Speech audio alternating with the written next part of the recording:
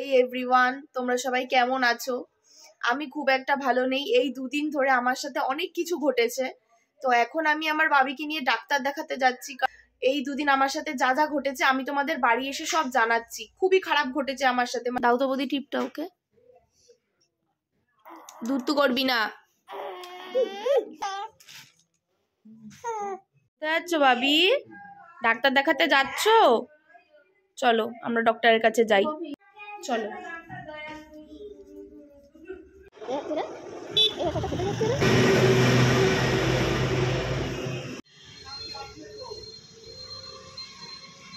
আমরা ডাক্তার দেখিয়ে বাড়ি চলে এসেছি। আমি তোমাদের সাথে পরে কথা বলছি। যেদিনকে মানে ব্লগটা দিলাম না, আমার দিদি এসেছিল চাকদা থেকে। তো সেদিনকে রাত্রেবেলা দেখালাম না, দীপ মাংস এনেছিল, চিকেন এনেছিল, পপি রান্না করছে। তো সেই দিনকে চিকেনটা পপি রান্না করার পর আমি খেলাম। খাওয়ার পরে হঠাৎ করে না আমার বুকে ব্যথা করছে। এত পরিমাণে কি হচ্ছে শোনো, এত পরিমাণে বুকে ব্যথা করছে। আর বুকে ব্যথাটা দেখে আস্তে আস্তে পেটে পিঠে চলে যাচ্ছে। তখন আমি বুঝতে পেরেছি এটা গ্যাসের কারণে হচ্ছে। এবার ব্যথাটা হতে হতে না মানে আমার একদম কথা বন্ধ হয়ে গেছে। মানে সেই মৃত্যুর আগের পর্যায়ে মানুষের যেরকম হয় পুরো সেম আমার ওই রকম হয়ে গেছে। আমি আর কথাই বলতে পারছি না। আমি যে মা ডাকবো আমার মানে সেই সিচুয়েশনটাও নেই। মানে এমন অবস্থা খারাপ হয়ে গেছে। দীপ তখন মাংসটা মানে সেদিনকে আমাদের বাড়ি খেয়ে যায়নি, ও চিকেনটা নিয়ে বাড়ি চলে গেছে, বাড়িতে খাবে।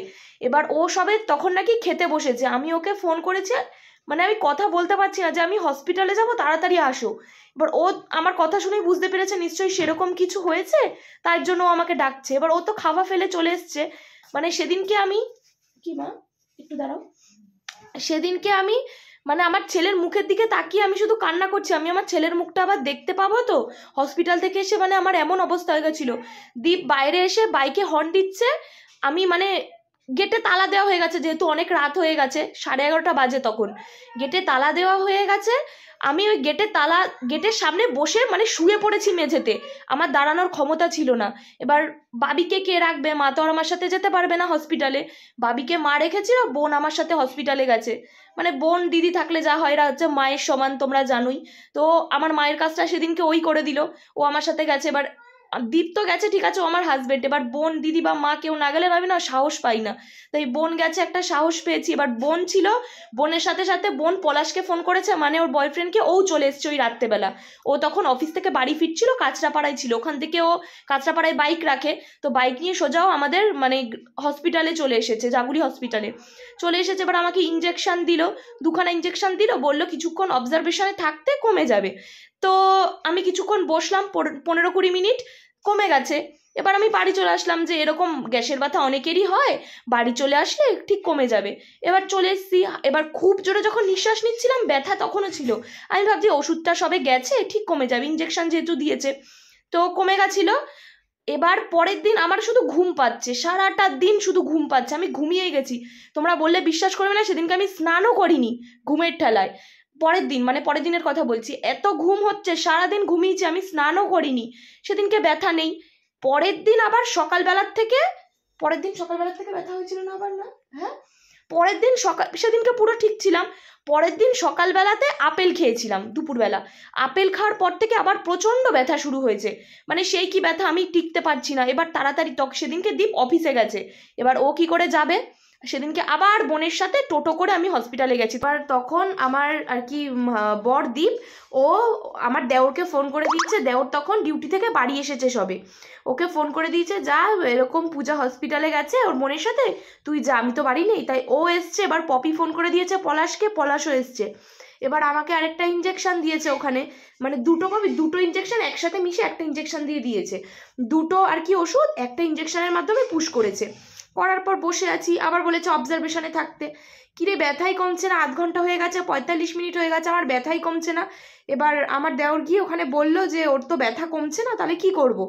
এবার বলছে তাহলে এবার ডাক্তার লিখে দিয়েছে আরো 2টো ইঞ্জেকশন দিতে হবে। এবার এবার ও ভয় পাচ্ছে, ইঞ্জেকশনের পর ইঞ্জেকশন দিয়েই যাচ্ছে। মানে আমার দেওর, ও আমাকে বলছে দিতে হবে না ইঞ্জেকশন। এবার আমি বলছি ইঞ্জেকশন যে দেবো না, আমার তো ব্যথাই কমছে না। এবার আমার তো প্রচণ্ড ভয় লাগছে, মানে আমার বাবার হচ্ছে গ্যাসের প্রবলেম ছিল, আমার শুধু আমার বাবার কথা মনে পড়ছে, মানে আমার টেনশানে মানে মাথা খারাপ হয়ে যাচ্ছে, মানে আমার প্যানিক অ্যাটাক টাইপের হয়ে গেছিলো যে আমার যদি ব্যথা না কমে কি হবে, আমি যদি মরে যাই, মানে আমি একটুতেই ভয় পেয়ে যাই একটা। এবার সবাই আমাকে বলছে একটু গ্যাসের ব্যথা হলে কেউ মরে যায়, কিন্তু আমার যে পরিস্থিতিটা ক্রিয়েট হয়েছিল সেটা শুধু আমি বলতে পারবো। প্রথম দিন তো কথাই আটকে গেছিলো, পরের দিন ছটফট করতে করতে হসপিটালে গেছি।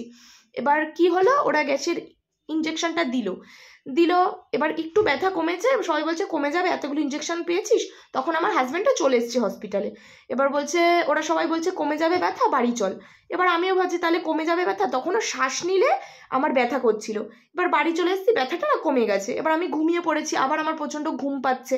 এবার আমি ঘুমিয়ে পড়েছি, ঘুম থেকে উঠে রাত্রেবেলা ডিনার করেছি হচ্ছে কি দিয়ে খেলাম, আলু সেদ্ধ আর একদম নর্মাল ভাত খেয়েছি, একদম আলু সেদ্ধের এই কটা ভাত খেয়েছি।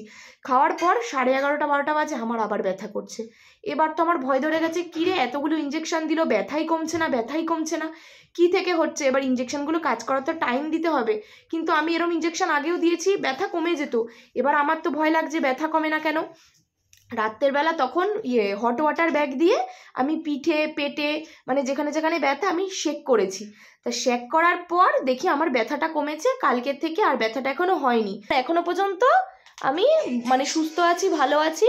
আজকে তো বাবিকে ডাক্তার দেখিয়ে আসলাম, বাবিকেও ডাক্তার বললো ভালো আছে, সুস্থ আছে, কোনো সমস্যা নেই, শুধু একটুখানি ও আর কি বমি করছিল, তাই জন্য ওষুধ দিয়েছে, বললে ওষুধগুলো খালেই ঠিক হয়ে যাবে, এক সপ্তাহ পর চেক আপে যেতে। তা ওষুধগুলো খাইয়ে নিই, তারপর এক সপ্তাহ পর চেক আপে যাবো।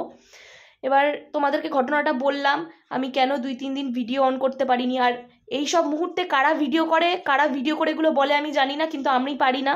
আমি নিজে টেনশানে মরে যাচ্ছি, আমি বাঁচবো কি মরবো সেই টেনশানে, আমি আমার বাবিকে দেখতে পাবো কি না, আমি এর জন্য কোনো ভিডিও অন করিনি। তাই তোমাদেরকে জানিয়ে দিলাম এই ভিডিওটার মাধ্যমে। তোমরা সবাই ভালো থেকো, সুস্থ থেকো, আর আমার মতো এরকম যাতে মানে তোমাদের না হয়, আমি ভগবানের কাছে এটাই প্রার্থনা করি। আর আমার মতো কেউ প্যানিক করবে না, আমি প্রচণ্ড প্যানিক করি। ঠিক আছে, টাটা দিয়ে দে বাবা, এই যে টাটা দাও, টাটা, সবাইকে টাটা দাও, বলে টাটা, আমরা এখন মা ছেলে ভালো আছি।